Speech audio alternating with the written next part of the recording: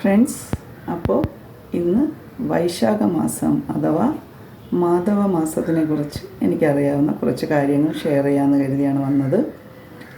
എല്ലാവർക്കും വീഡിയോയിലേക്ക് സ്വാഗതം.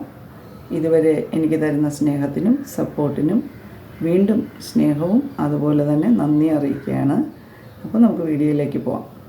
മാധവ മാസം അഥവാ വൈശാഖ മാസം എന്ന് പറയുന്നത് ഏപ്രിൽ 15, അതായത് വിഷു തൊട്ട് തുടങ്ങി എന്നാണ് അവസാനിക്കുന്നതെന്ന് വെച്ചാൽ മെയ് 14 വരെയാണ് നമുക്ക് മാധവ മാസം. അപ്പോൾ മാധവ മാസത്തിനെ കുറിച്ച് പറയുകയാണെങ്കിൽ നമ്മുടെ മാസങ്ങളിൽ ഏറ്റവും ഒരു വർഷത്തിലെ മാസങ്ങൾ വരുമല്ലോ, അതിൽ ഏറ്റവും ശ്രേഷ്ഠമായ ഫലങ്ങൾ നമുക്ക് നൽകുന്ന ഏറ്റവും സമ്പൽ സമൃദ്ധിയുടെ ഉദാത്തമായ ഒരു മാസമാണ് ഈ മാധവ മാസം എന്ന് പറയുന്നത്. ഇതിനെക്കുറിച്ച് ഐതിഹ്യം എന്ന് പറഞ്ഞാൽ വൈകുണ്ഠത്തിൽ നിന്ന് ഭഗവാൻ മഹാവിഷ്ണു ലക്ഷ്മി സമേതനായി ഭൂമിയിൽ വന്ന് വസിക്കുന്ന ഒരു കാലമായും ഇതിനെ പറയപ്പെടുന്നുണ്ട്. അപ്പോൾ വൈശാഖ മാസം ചില ആൾക്കാരൊക്കെ എല്ലാ ദിവസവും നോൺ വെജൊക്കെ ഉപേക്ഷിച്ച് അവർ വ്രതമെടുത്തുകൊണ്ട് ഈ 30 ദിവസവും അങ്ങനെ ആചരിക്കാറുണ്ട്. അപ്പം നമുക്ക് പറ്റുന്ന രീതിയിലൊക്കെ നമ്മൾ ചെയ്യുക. ക്ഷേത്ര ദർശനം, അതുപോലെ തന്നെ രാവിലെ ഉണർന്നാൽ ഉടനെ കുളിക്കുക, അതായത് സ്നാനം, അത് വളരെ പ്രാധാന്യം അർഹിക്കുന്നതാണ് ഈ മാധവ മാസം എന്ന് പറയുന്ന സമയത്ത്. അതുപോലെ ദാനധർമ്മങ്ങൾ ചെയ്യാൻ ഏറ്റവും ഉത്കൃഷ്ടമായ ഏറ്റവും ശ്രേഷ്ഠമായൊരു മാസമാണ് മാധവ മാസം. നമുക്ക് വെള്ളം ദാനം ചെയ്യാം, കാരണം ഭയങ്കര പൊരി വെയിലാണ്. അപ്പോൾ അതുകൊണ്ട് വെള്ളം ദാനമായി നൽകാം, ജലം ദാനമായി നൽകാം, അതുപോലെ ആഹാരം, അന്നദാനമാണല്ലോ ദാനങ്ങളിൽ വെച്ച് ഏറ്റവും വലുത്, അത് ചെയ്യാം. അതുപോലെ വസ്ത്രങ്ങൾ ദാനം ചെയ്യാം. നമ്മുടെ കയ്യിൽ എന്താണോ ഉള്ളത് അത് നമുക്ക് ഇല്ലാത്തവർക്കായി കൊടുത്തുകൊണ്ട് ഈ മാസത്തിനെ നമുക്ക് ഏറ്റവും ശ്രേഷ്ഠമായ മാസമാക്കി മാറ്റാം. ഇത് നമ്മൾ മറ്റൊരാൾക്ക് കൊടുത്താലും സന്തോഷത്തോടു കൂടി കൊടുക്കുക എന്നുള്ളതാണ് ഏറ്റവും പ്രധാനം. നമ്മൾ കുറച്ച് ആൾക്കാരെ കണ്ടിട്ടുണ്ട്, നമുക്ക് കയ്യിൽ കാശില്ലാത്തപ്പോഴോ അല്ലെങ്കിൽ മറ്റെന്തെങ്കിലും ഒരു സാധനം ഇല്ലാത്തപ്പോൾ നമ്മളൊരാളിനോട് ചോദിക്കുകയാണെങ്കിൽ ചിലർ അയ്യോ എൻ്റെ കയ്യിലില്ല, അല്ലെങ്കിൽ ഉണ്ടായിരുന്നു അത് ചിലവായിപ്പോയി, ചിലപ്പോൾ അവരവരുടെ സത്യാവസ്ഥയായ കാര്യമായിരിക്കും പറയുന്നത്.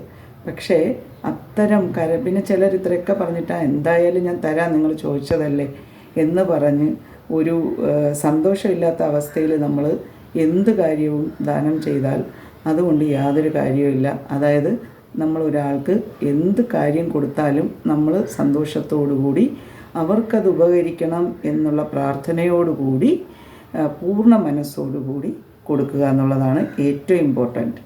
അതിപ്പോൾ ഇനി ഒരാൾ ദാനമെന്നല്ല, എന്ത് കാര്യം നമ്മളടുത്ത് ചോദിച്ചാലും നമ്മൾ മറ്റൊരാൾക്ക് അത് കൊടുക്കുമ്പോൾ പൂർണ്ണ സന്തോഷത്തോടെ. ചിലപ്പോൾ കുട്ടികൾക്ക് പഠിക്കാനുള്ള പൈസ ഇല്ലാതെ നമ്മൾ ഒരാളിനോട് കടം ചോദിക്കാനാണ് പോകുന്നത്. ആരും കടം ചോദിക്കണമെന്നല്ല ഞാൻ ഇതുവഴി പറയുന്നത് കേട്ടോ, പക്ഷേ നമ്മൾ അങ്ങനെയായിരിക്കും പോകുന്നത്. പക്ഷെ അവർ കരഞ്ഞും മനസ്സ് വേദനിച്ചുകൊണ്ടും നമുക്ക് എന്തെങ്കിലും ഒരു പൈസ തരികയാണെങ്കിൽ നമ്മളത് വാങ്ങിക്കാതിരിക്കുന്നതായിരിക്കും നല്ലത്. കാരണമെന്ന് വെച്ചാൽ അതുകൊണ്ട് അവർക്കോ നമുക്കോ യാതൊരു വിധമായ കാര്യങ്ങളും മംഗളമായി നടക്കാനുള്ള സാധ്യത 100-ൽ 99% ഇല്ല എന്ന് തന്നെയാണ് എൻ്റെ അനുഭവത്തിൽ നിന്ന് എനിക്ക് തോന്നിയിട്ടുള്ളത്. അപ്പോൾ ഞാൻ പറയുന്നു, നമ്മുടെ മനസ്സിലുള്ള ഈശ്വര ചൈതന്യം എന്ന് പറയുന്നത് മറ്റൊരാൾക്ക് എന്ത് സാധനം കൊടുക്കാനുണ്ടെങ്കിൽ അത് 1 രൂപയായാലും ശരി, എന്ത് തന്നെ ആയാലും ശരി, അത് നമ്മൾ സന്തോഷത്തോടെ മനതൃപ്തിയോടെ മറ്റൊരാൾക്കത് ഉപകരിക്കണം എന്ന പ്രാർത്ഥനയോടുകൂടി കൊടുക്കുക. ദാനമാണെങ്കിൽ തിരിച്ചൊന്നും പ്രതീക്ഷിക്കാതെ തന്നെ ദാനം ചെയ്യുക. നമുക്കുള്ളത് ഭഗവാൻ നമുക്കായി തന്നെ കരുതി വയ്ക്കും. ഇതാണ് നമ്മൾ ചെയ്യേണ്ട ഏറ്റവും വലിയ പ്രവൃത്തി എന്ന് ഞാൻ മനസ്സിലാക്കിയിട്ടുള്ളത്. അപ്പോൾ അത് ഞാൻ നിങ്ങളോട് പറഞ്ഞു എന്ന് മാത്രമേ ഉള്ളൂ ഫ്രണ്ട്സ്. അപ്പോൾ ഇത് ഞാൻ പറയാതെ തന്നെ നിങ്ങൾക്ക് എല്ലാവർക്കും അറിയാമായിരിക്കും. അനുഭവത്തിലും നിങ്ങൾക്ക് അത്തരത്തിലുള്ള അനുഭവങ്ങൾ നമുക്ക് എല്ലാവർക്കും ഉണ്ടായിട്ടുണ്ടാവും. അപ്പം ഇതൊക്കെയാണ് എനിക്ക് പറയാനുള്ളത്. അപ്പോൾ മാധവ മാസത്തിൽ നമുക്ക് വ്രതമെടുക്കാൻ കഴിയുമെങ്കിൽ വ്രതമെടുക്കുക. എടുത്താൽ അത് ഏറ്റവും നല്ല കാര്യമായിരിക്കും. ഭഗവാൻ ക്ഷേത്ര ദർശനം അടുത്ത് മഹാവിഷ്ണുവിൻ്റെയോ ശ്രീകൃഷ്ണ ഭഗവാന്റെയോ ഒക്കെ ക്ഷേത്രങ്ങളുണ്ടെങ്കിൽ നമുക്ക് അവിടെയും പോയി ഭഗവാനെ പ്രാർത്ഥിക്കാം. അല്ലെങ്കിൽ നമ്മുടെ വീട്ടിലുള്ളിൽ തന്നെ ഒരു നേരമെങ്കിലും ഓം നമോ ഭഗവതേ വാസുദേവായ എന്നോ ഓം നമോ നാരായണായ നമഃ എന്നോ നമുക്കെപ്പോഴും ഉരുവിട്ടുകൊണ്ടേയിരിക്കാം. മനസ്സിൽ മന്ത്രം എന്ന് പറയുന്നത് ഏറ്റവും വലിയ ശക്തിയാണ്, അല്ലെ നമ്മുടെ വാക്കുകളെന്ന് പറയുന്നത് തന്നെ ഒരു ശക്തിയാണ്. അപ്പോൾ നമുക്ക് മന്ത്രം എന്ന് പറയുന്നത് നമ്മുടെ മനസ്സിലെപ്പോഴും അതിങ്ങനെ ഉരുവിട്ടുകൊണ്ടിരുന്നാൽ തന്നെ അതിൻ്റെ ശക്തി വളരെ വലുതാണ്. അപ്പോൾ അതൊരു ഊർജ്ജമാണ്, അല്ലേ? മന്ത്രം എന്ന് പറയുന്നതൊക്കെ ഒരു എനർജിയാണ്. അപ്പോൾ അത് നമ്മളിലേക്ക് നമ്മൾ സ്വായത്തമാക്കിയാൽ അതായിരിക്കും ഈ ഒരു മാസത്തിനെ കുറച്ചുകൂടെ പവിത്രമാക്കാൻ നമ്മളെ സഹായിക്കുക. നമ്മളെ മനസ്സ് ശുദ്ധീകരിക്കുക എന്നുള്ളതാണ്. ഇംഗ്ലീഷിൽ നമ്മൾ മനഃശുദ്ധീകരണം എന്ന് പറയുന്നത് കത്താർസിസ് എന്നൊരു വാക്ക് പറയും. അതായത് നമ്മൾ ചെയ്തു പോയ കാര്യങ്ങളിൽ നമുക്ക് മനസ്താപമുണ്ടാവുക എന്നുള്ളതാണ്. തെറ്റ് ചെയ്യാത്തതായി ഈ ലോകത്ത് ആരുമില്ല. ഞാൻ ഉൾപ്പെടെയുള്ളവർ ചെറിയ തെറ്റെങ്കിലും അറിഞ്ഞോ അറിയാതെയൊക്കെ ചെയ്തിട്ടുണ്ടാവും. അപ്പോൾ അതിനൊക്കെ മാപ്പ് പറഞ്ഞുകൊണ്ട് മുന്നോട്ട് നന്മകൾ മാത്രം ചെയ്യാൻ എനിക്ക് അവസരം നൽകണമെന്ന് ഭഗവാനോട് പ്രാർത്ഥിക്കണം. നമുക്ക് വേണ്ടത് എന്താണെന്ന് ഭഗവാൻ അറിയാം. നമ്മൾ എനിക്കത് വേണം ഇത് വേണമെന്നൊന്നും പ്രാർത്ഥിക്കേണ്ട ആവശ്യമുണ്ടെന്ന് എനിക്ക് തോന്നുന്നില്ല. പക്ഷേ നമുക്ക് ഭഗവാനോട് നമുക്ക് തന്നിരിക്കുന്ന സൗഭാഗ്യങ്ങൾക്ക് നന്ദി പറയാം. നമ്മുടെ കാഴ്ചശക്തിക്ക് നന്ദി പറയാം. നമ്മുടെ കൈകാലുകൾ നമുക്ക് ആരോഗ്യപരമായിരിക്കുന്നതിന് നന്ദി പറയാം. അതുപോലെ നമ്മുടെ വായിൽ നിന്ന് നല്ല വാക്കുകൾ വരാൻ വേണ്ടി ദൈവത്തിനോട് പ്രാർത്ഥിക്കാം.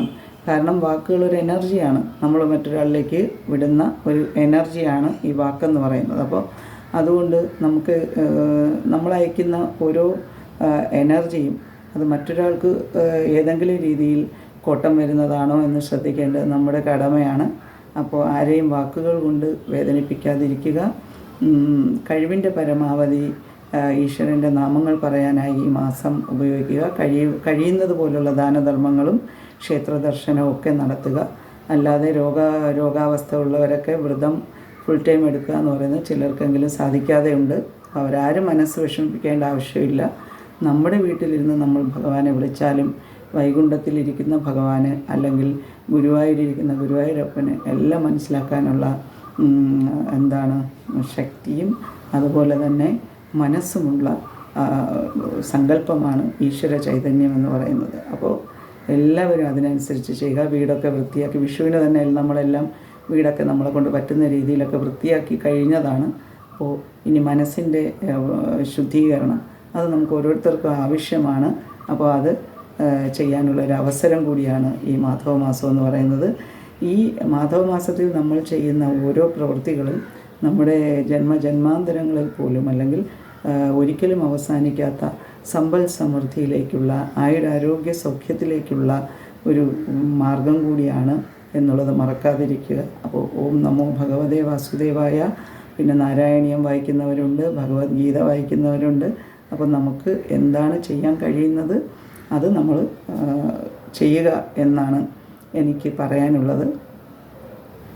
അപ്പോൾ ഐശ്വര്യത്തിൻ്റെയും സമ്പൽ സമൃദ്ധിയുടെയും പ്രധാനമായ ആയുരാരോഗ്യ സൗഖ്യത്തിൻ്റെയും ഒരു മാധവമാസം, ഒരു വൈശാഖ മാസമായി തീരട്ടെ ഈ മാസം.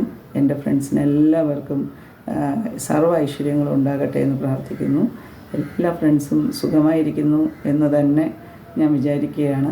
എല്ലാവർക്കും ഞാൻ മനസ്സിലെപ്പോൾ പ്രാർത്ഥിച്ചാലും എൻ്റെ യൂട്യൂബ് ഫാമിലി ആരൊക്കെയാണോ അവരെല്ലാവരും സുഖമായിരിക്കണം എന്നുകൂടി എൻ്റെ പ്രാർത്ഥനയിൽ എപ്പോഴും ഉൾപ്പെടുത്താറുണ്ട്. അപ്പോൾ സ്നേഹം മാത്രം. വീണ്ടും അടുത്ത ഒരു വീഡിയോയിലൂടെ കാണുന്നത് വരെ എല്ലാവർക്കും ഹരേ കൃഷ്ണ.